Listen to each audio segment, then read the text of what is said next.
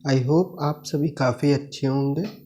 Friends, आज हम लोग अपने करंट अफेयर्स की सीरीज़ जो कि वीकली चलती है उसमें 6 मार्च 2023 से 12 मार्च 2023 तक का करंट अफेयर्स डिस्कस करेंगे।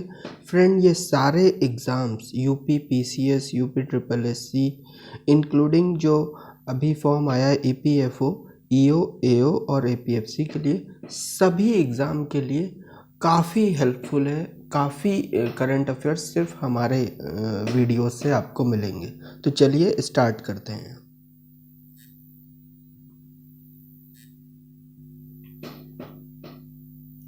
फ्रेंड्स, फर्स्ट है हमारा जो एक्ट्रेस दीपिका पादुकोण जी हैं, वो जो है अब की बार इंडिया के लिए बड़े ऑनर की बात है कि जो ऑस्कर अवार्ड्स होते हैं जिन्हें एकेडमी अवार्ड्स भी बोला जाता है, तो वो 12 मार्च 2023 मतलब आज ही के दिन दिए गए होंगे। तो उसमें जो है वो 95th वाला जो हो रहा है उसमें दीपिका पादुकोण प्रेजेंट करेंगी ऑस्कर अवार्ड। तो ये एक बहुत बड़े ऑनर की बात है इंडिया के रिस्पेक्ट में। और ये कौन सा वाला है ये याद रखना होगा कि जैसे क्वेश्चन पूछा जा सकता है दीपिका पादुकोण ने किस एकेडमी अवार्ड्स में मतलब प्रेजेंट किए थे ऑस्कर, तो वो 95th है। अब देखिए एलिस बियालिस्टिस्की, इनका नाम बड़ा डिफ़िकल्ट सा है, एलिस बियालिस्टिस्की। इनको 2022 में नोबल पीस प्राइज़ से नवाजा गया था, लेकिन ये न्यूज़ में इम्पॉर्टेंट क्यों बन गए हैं, क्यों इनका नाम पूछा जा सकता है, क्योंकि ये इनको 10 साल की जेल हो गई। एक्चुअली क्या है फ्रेंड, जो बेलारूस कंट्री है ना, तो बेलारूस एशियन कोर्ट जो है जिसका ह्यूमन राइट्स सेंटर जो है, उसने इनको कन्विक्ट किया है कि मतलब इन्होंने इनकी जो फाइनेंसिंग वाले जो एक्शन थे वो कुछ वॉयलेटिंग थे।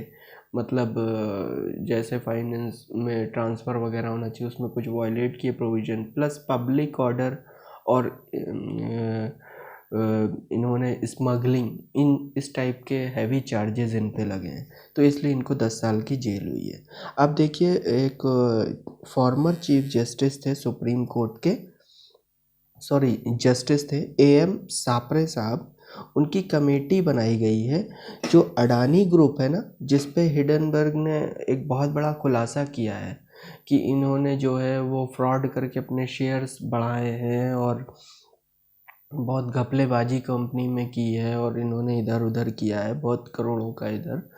तो उस रिपोर्ट में कितनी सच्चाई, उस हिसाब से इनका बहुत सारी जगह इंडिया में इन्वेस्टमेंट है, तो इसलिए इस पे पूरी इन्वेस्टिगेशन होगी कि क्या ये चार्जेस एकदम जेन्युइन है हिंडनबर्ग रिपोर्ट के। तो इसलिए अडानी, तो उसके लिए एएम सापरे साहब की कमेटी बनाई गई है। मीराबाई चानू वेट लिफ्टर आप लोग जानते हैं, ये जो है BBC Indian sports women of the year 2022 का इनको अवार्ड मिला है। अब इंडिया की हम लोग कुछ रैंकिंग देख लेते हैं, कुछ जो मतलब इंडेक्सेस होते हैं, सर्वे होते हैं जो कि बहुत ही इम्पॉर्टेंट भी होते हैं किसी भी कंट्री के डेवलपमेंट को लेके, प्लानिंग और मैनेजमेंट फ्यूचर का कैसे कर सकते हैं। तो इंडिया की इलेक्टोरल डेमोक्रेसी 2023 के इंडेक्स में रैंकिंग है 108। इंडिया की इंटेलेक्चुअल प्रॉपर्टी इंडेक्स 2023 में रैंकिंग है 42। इंडिया की ग्लोबल फायर पावर इंडेक्स क्या होती है, जो मिलिट्री स्ट्रेंथ होती है फ्रेंड, उसमें इंडिया की रैंकिंग है 4th after 3 major countries, USA जो सुपर पावर आज के वक्त में बना बैठा है, रशिया, उसके बाद चाइना, और उसके बाद जो है ग्लोबल हंगर इंडेक्स में, जो कि बहुत ही ख़राब है, जिस पे काफ़ी क्रिटिसिज्म भी हुआ था पॉलिसीज़ वगैरह को लेके, तो मतलब इम्प्लीमेंटेशन सही नहीं है या गवर्नमेंट ने कैसे क्या किया है मैनेज, तो उसके वजह से काफ़ी क्रिटिसिज्म हुआ था। तो उसमें 107th रैंक है इंडिया की, कितनी कंट्रीज़ में, आउट ऑफ 121। हालांकि इंडिया ने कहा इस रिपोर्ट को हम सही नहीं मानते, बहुत ज़्यादा मतलब इनके क्या क्राइटेरिया हैं ये पता नहीं है, लेकिन इन्होंने 107th रैंक दी है। खैर, ये इस तरह के इंडेक्स रैंकिंग सारे state PSC specially UP PCS हर एग्ज़ाम में पूछा जाता है और वनडे एग्ज़ाम्स के लिए बहुत ज़्यादा हेल्पफुल है। यूपी पीसीएस में तो बहुत फ्रीक्वेंटली आपको देखने को मिलेगा। एक राइटर हैं विनोद कुमार शुक्ला जी, उनको अवार्ड दिया गया है, पेन अवार्ड कह लीजिए या नबोकोव अवार्ड 2023 का। इनको क्या है, लिटरेचर में जो लाइफ टाइम अचीवमेंट का अवार्ड होता है उस इंटरनेशनल लेवल पे वो इनको दिया गया है फ्रेंड। ठीक है फ्रेंड, चलिए अब आगे चलते हैं हम लोग। देखिए, नवल कमांडर्स कॉन्फ्रेंस 2023 जो है वो हमारे पहली बार होने जा रही किसी इंडिजिनस एयरक्राफ्ट आईएनएस विक्रांत पे। ठीक है, कौन से पे ये याद रखना होगा, आईएनएस विक्रांत। यूपी गवर्नमेंट ने जो है अब टैक्स से एग्जम्पशन दे दी, छूट दे दी, और रजिस्ट्रेशन फीस में भी छूट दे दी है। किस पे, इलेक्ट्रिक व्हीकल्स पे, क्योंकि इलेक्ट्रिक व्हीकल्स की खरीदारी बिक्री को प्रमोट करने के लिए। तो कब से कब तक, 3 साल के लिए, 14 अक्टूबर 2022 से लेके 13 अक्टूबर 2025 तक। ठीक है फ्रेंड, 3 साल के लिए। गोरखपुर का जो मुंडेरा बाज़ार नगर पंचायत था उसका नाम अब चौरी चौरा कर दिया गया है। देवरिया का तेलिया अफगान विलेज जो था वो अब तेलिया शुक्ला के नाम से जाना जाएगा। यूएन ने जो है अपनी पहली हाई सीज ट्रीटी साइन की है, किसको, ओशन बॉडीज़ जो हैं वर्ल्ड की उनको प्रोटेक्ट करने के लिए। एक्चुअली फ्रेंड, हाई सीज़ क्या होते हैं, जो वर्ल्ड के ओशंस हैं जो कि नेशनल बाउंड्रीज़ के बाहर लोकेटेड हैं। ठीक है फ्रेंड, तो इसलिए उन्हें हाई सीज़ बोलते हैं, किसी भी नेशनल बाउंड्री में आती है। एयरपोर्ट अथॉरिटी ऑफ इंडिया का जो तिरुचिरापल्ली एयरपोर्ट है उसको बेस्ट एयरपोर्ट से नवाजा गया है। किस रैंकिंग में, किस अवार्ड में, एसीआई ASQ अवार्ड 2022 के तहत। ठीक है फ्रेंड, सचिन तेंदुलकर जी को वर्ल्ड का पहला हैंड एम्बेसडर अपॉइंट किया गया है। किस कंपनी ने अपॉइंट किया है, सेवलॉन इंडिया। मतलब हैंड एम्बेसडर समझ ही रहे हैं, सफाई सेवलॉन किस लिए होता है, मतलब एक तरह का वो एंटीसेप्टिक होता है, वो क्या बोलते हैं, जर्म्स वगैरह मारने के लिए। तो आपने डेटॉल टाइप का सुना ही होगा। तो सेवलॉन एक अलग कंपनी है जो चीज़ डेटॉल बनाती है, तो उसका हैंड एम्बेसडर। अब एसएस दुबे जी जो हैं वो 28वें, कितने, 28वें controller general of account CGA के तहत तौर पे स्थान ग्रहण करेंगे, अपनी पोजीशन लेंगे, तो ऑफिस संभालेंगे। 2500 रुपये का मंथली अलाउंस जो है वो अनएम्प्लॉयड यूथ को दिया जाएगा। कहाँ पे, छत्तीसगढ़ में। अब देखिए, आरबीआई के द्वारा लॉन्च किया गया है हर पेमेंट डिजिटल मिशन। मतलब हर पेमेंट डिजिटल मिशन का मतलब समझ, ये एक इस तरह का मिशन है जिसमें सारा पेमेंट, अब मैक्सिमम पेमेंट, हर पेमेंट वो डिजिटली होगा। ठीक है फ्रेंड, ये आरबीआई के द्वारा अवेयरनेस वीक में लॉन्च किया गया। अब देखिए, उसके बाद जो है गुड गवर्नेंस पे एक कॉन्फ्रेंस जो है वो कहाँ आयोजित की गई है, भोपाल में आयोजित की गई है। निसार बहुत पॉपुलर है, आपने सुना होगा। ये नासा और इसरो का एक पार्टनरशिप प्रोग्राम है। NASA ISRO synthetic aperture radar, सार भी जिसे बोलते हैं। ये क्या है फ्रेंड, ये लो अर्थ ऑर्बिट लियो ऑब्जर्वेटरी। ऑब्जर्वेटरी मतलब जो ऑब्जर्व करता है वो ऑब्जर्वेटरी हो गया। मतलब क्या, कौन ऑब्जर्व करता है, सैटेलाइट करती। तो सैटेलाइट है, ये जॉइंटली डेवलप की गई है नासा और इसरो के द्वारा। ठीक है फ्रेंड, ये करेगी क्या, थोड़ा सा इसके बारे में भी विशेष ध्यान दे लेते हैं हम लोग। ये डिज़ाइन की गई है ऑब्जर्व करने के लिए और मेजर करने के लिए। क्या चीज़, जो कुछ हमारे जो most important complex natural processes हैं उनको ऑब्जर्व करने के लिए, जैसे कि कौन से कॉम्प्लेक्स नेचुरल प्रोसेसेस हैं, जैसे कि जो इकोसिस्टम में डिस्टरबेंसेस होते हैं, आइस शीट जो कोलैप्स होती हैं, समझ रहे हैं बात को, नेचुरल हैजार्ड्स जो होते हैं जैसे कि earthquake, tsunami, volcano and landslides, इन सब को मतलब ऑब्जर्व करने के लिए प्लैनेट के मोस्ट कॉम्प्लेक्स नेचुरल रिसोर्स वो प्रोसेसेस को।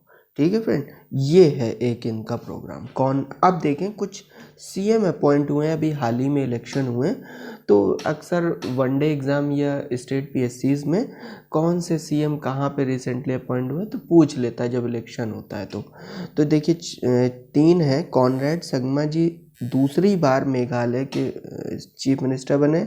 नेफ्यू रियू जी ने एक अच्छा रिकॉर्ड बनाया, 5वीं बार नागालैंड के सीएम बने।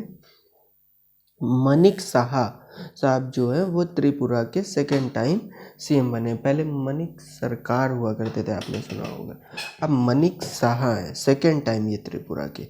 अब याओ शांग फेस्टिवल ये कहाँ का है, मणिपुर का है। अब इसको कैसे याद रखेंगे, याओ शांग।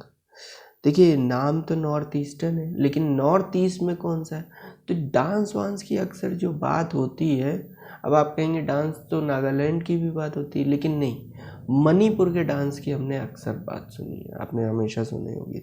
तो याओ शांग मणिपुर में, वाई एम याओ शांग मणिपुर में। मैं अब कई बार रिपीट कर दे रहा हूँ, चाहे मैं इतना सुन लें आप कि इसमें बिना ट्रिक के भी आपको याद रहे। इंडिया और ऑस्ट्रेलिया ने एक फ्रेमवर्क मैकेनिज़्म को साइन किया है।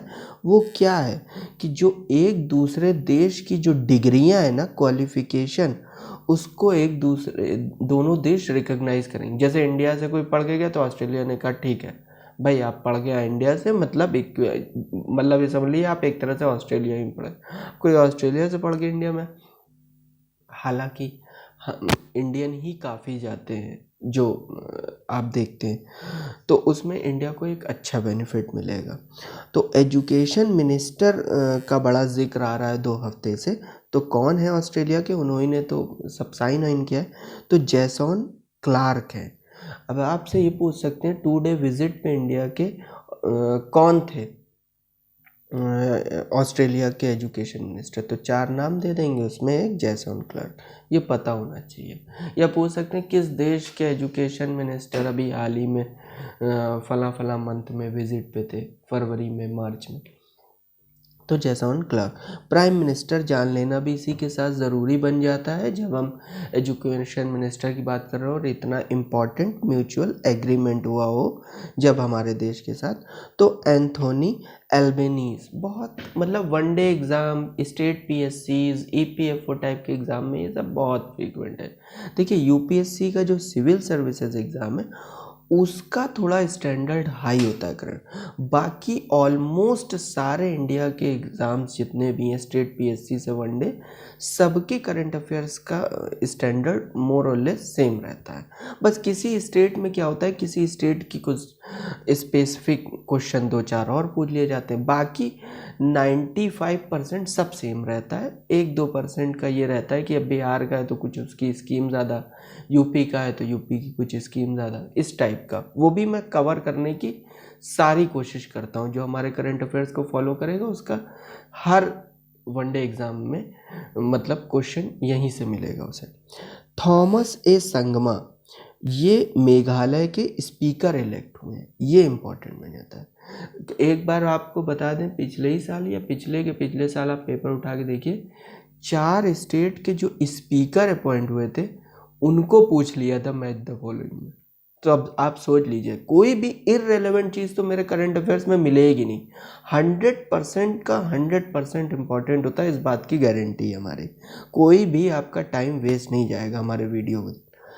1 अप्रैल 2023 से एक बहुत बड़ा डिसीज़न लिया ब्यूरो ऑफ इंडियन स्टैंडर्ड, तो आप जानते होंगे, जो बताता है, एक पैमाने तय करता है कि किसी चीज़ की अथॉरिटी, एक्यूरेसी, ऑथेंटिसिटी, किसी चीज़ की प्योरिटी कैसे चेक करें।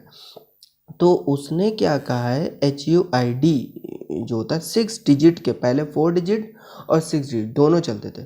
तो अब 1 अप्रैल के बाद से 4 डिजिट अल्फ़ा न्यूमेरिक HUID की कोई वैल्यू नहीं है, सिर्फ 6 डिजिट जितनी भी गोल्ड ज्वेलरी पे हॉलमार्क होगा और उनकी बिक्री होगी उस पर सिर्फ और सिर्फ 6 डिजिट वाले alphanumeric HUID hallmark unique identification number ही पहचाना जाएगा। अदरवाइज इससे नीचे है विदाउट 6 डिजिट तो वो बैन कर दिया जाएगा, विदाउट 6 डिजिट वाला। ठीक है, 4 और डिजिट बंद 1 अप्रैल 2023 के बाद से। तो ये फ्रेंड इरेज कर दिया, तो ये चले आग। अब देखिए लास्ट क्या है, international big cat alliance, IBCAB जिसे बोलते हैं। अच्छा, ये प्रपोज किसने किया है? ये इंडिया ने प्रपोज किया है। और इंडिया का ये इतनी मतलब अच्छी बात है, इंडिया ने प्रपोज किया है और ये इंडिया कह रहा है एक नया ग्लोबल अलायंस बनेगा। और इसकी के साथ साथ इंडिया ने अपना स्टेटस भी बताया। जब बिग कैट का अलायंस बना रहे हैं तो आपको बताना पड़ेगा आपका कंट्री का क्या स्टेटस है। तो इंडिया ने कहा 7 बिल्लियों को प्रिजर्व करने के लिए, 7 बिग कैट्स को प्रिजर्व करने के लिए ये अलायंस बनाया जाएगा ग्लोबल, जिसमें 97 कंट्रीज़ के लिए ये ओपन होगा। साथ में जैसे टाइगर हो गई, लॉयन हो गई, लियोपर्ड हो गई, स्नो लेपर्ड हो गया, प्यूमा हो गया, जैगुआर हो गया, चीता हो गया। इंडिया ने कहा सारे हैं प्यूमा और जैगुआर को छोड़ के हमारे यहाँ, ठीक है, except puma and jaguar. India committed है कि प्रोवाइड करेगा फंडिंग $100 मिलियन की अगले 5 सालों में IBCA को सपोर्ट करने के लिए। इंटरनेशनल बिग भाई, वाइल्ड लाइफ स्ट्रॉन्ग होगा, इकोसिस्टम इकोलॉजी स्ट्रॉन्ग होगी, इकोसिस्टम स्ट्रॉन्ग होगा, समझे, सब चीज़ें इंटरलिंक्ड है। जाई जिनपिंग जो है वो तीसरी बार चाइना के प्रेसिडेंट बने। अब देखिए यूपी का क्या है, यूपी ने अपनी पहली स्पोर्ट्स पॉलिसी 2023 में अप्रूव कर दी यूपी की कैबिनेट ने। इसने कुछ इंपॉर्टेंट चीज़ें बताई हैं, बस ये जान लीजिए। 14 सेंटर ऑफ एक्सीलेंस होंगे और हर एक पर्टिकुलर स्पोर्ट से के लिए मतलब सेंटर्ड होगा, उसी पे फोकस होगा। PPP मॉडल पे प्रपोज किया गया है। 5 हाई परफॉर्मेंस सेंटर होंगे और ये मतलब जैसे कि sports authority of India Sai है, उसी की तर्ज पे हमारे स्टेट में स्पोर्ट्स अथॉरिटी डेवलप की जाएगी, जिसे ऐसे यूपी कह सकते हैं, sports authority of Uttar Pradesh.